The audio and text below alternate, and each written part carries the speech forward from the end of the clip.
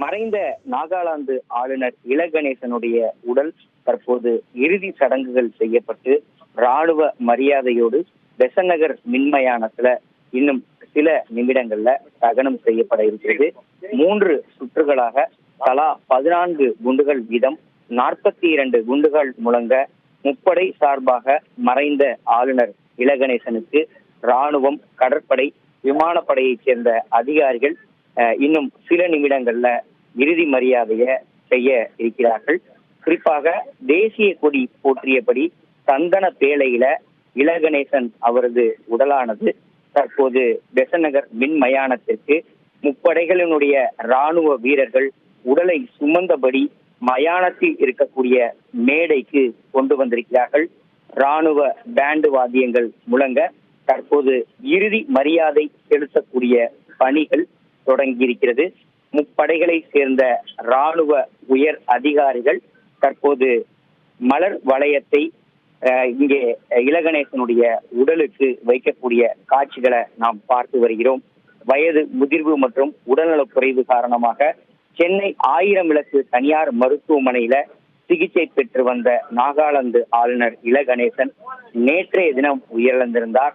இலகணேசனுடைய உடலானது சென்னை தியாகராய நகரில் இருக்கக்கூடிய அவரது இல்லத்துல நேற்று இரவு கொண்டு வரப்பட்டு குடும்பத்தினர் தரப்புல முதல்ல அஞ்சலி செலுத்தப்பட்டிருந்தது.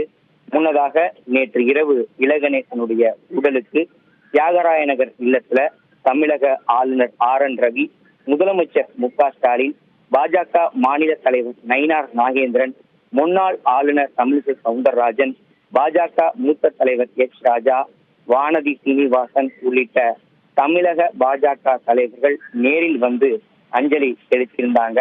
அதன் தொடர்ச்சியாக இன்று காலை சரியாக 8:30 மணியளவுல வீட்டில் இருந்து உடலானது எடுத்துச் செல்லப்பட்டு வெங்கட் நாராயணா சாலையில் இருக்கக்கூடிய கண்ணதாசன் மைதானத்துல தியாகராய நகர் பகுதியில பொதுமக்கள் அஞ்சலிக்காக வைக்கப்பட்டிருந்தது.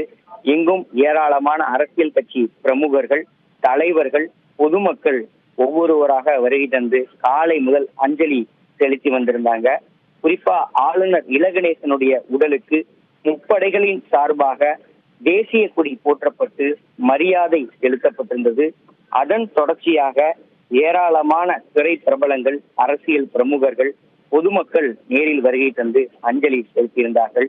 பிரதமர் நரேந்திர மோடியுடைய சார்பாக தமிழக முதலமைச்சர் மு.க. ஸ்டாலினும், அதனைத் தொடர்ந்து தமிழக முதலமைச்சர் மு.க. ஸ்டாலின் அவர்களது சார்பாக துணை முதலமைச்சர் உதயநிதி ஸ்டாலின் மற்றும் அமைச்சர்கள் என உயிரிழந்த ஆளுநர் இலகணேசனுடைய உடலுக்கு மத்திய மாநில அரசுகளின் சார்பாக நேரில் வந்து மலர் வளையம் வைத்து அஞ்சலி என்பது செலுத்தப்பட்டிருந்தது.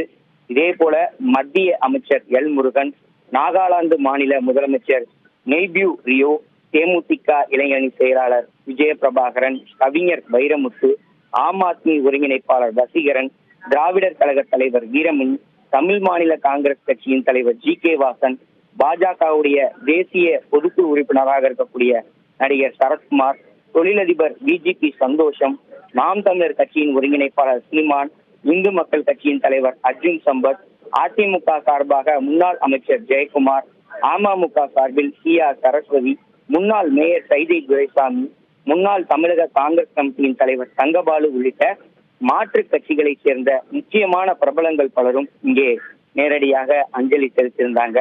இந்த நிலையில தான் இலகணேசனுடைய உடலானது இறுதி அஞ்சலி செலுத்தப்பட்டு ராணுவ மரியாதையோடு பெசன்ட் நகர் மின்மயானத்திற்கு ஊர்வலமாக எடுத்து செல்லக்கூடிய பணிகள் என்பது மாலை சரியாக 3:30 மணி அளவுல தொடங்கி தற்போது உடலானது பெசன்ட் நகர் மின்மயானத்திற்கு கொண்டு வரப்பட்டு தற்போது அந்த இறுதி மரியாதை செலுத்தக்கூடிய பணிகள் என்பது தொடங்கியிருக்கிறது. ராணுவ மரியாதையோடு குண்டுகள் முழங்க ஆளுநர் இலகணேசனுடைய உடலானது தகனம் செய்யப்பட இருக்கிறது. இனி செல்லும் இடமெல்லாம் செய்தி. தந்தி டிவியின் வாட்ஸ்அப் சேனலை ஃபாலோ பண்ணினா செல்ல இருக்கும் இடமெல்லாம் செய்தி. இதோ QR கோட் இப்பவே ஸ்கேன் பண்ணுங்க, ஃபாலோ பண்ணுங்க.